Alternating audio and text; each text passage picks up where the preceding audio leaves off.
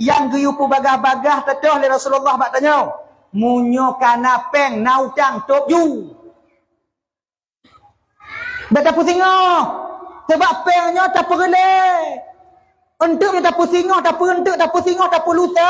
Akhirnya uang habis, utang tak terbayarkan. Kalau utang tak bayar di dunia, hana mehai saduk ngon tak cok. Tapi kalau utang tak bayar di akhirat, ngon amal tak bayar singo bang.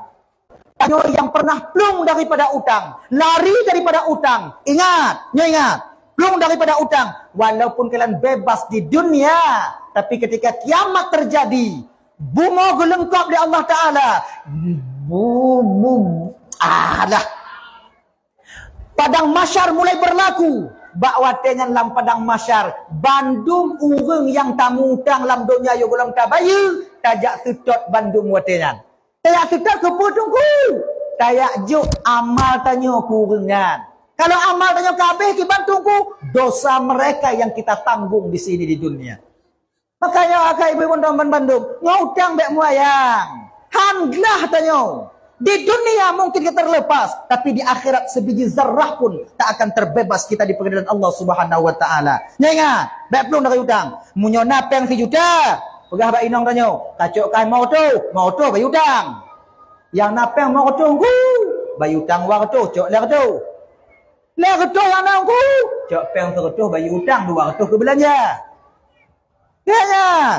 Benar sisihkan uang itu untuk bayar utang. Dak jut bang tawa ba Allah Ta'ala dalam keadaan bersih sangkut paut kanyo di bidang utang piutang dengan manusia. Jangan lari daripada utang. Bek bang plung, sejauh manapun kita lari, Israel tetap akan mendapati kita. Ingat itu bang.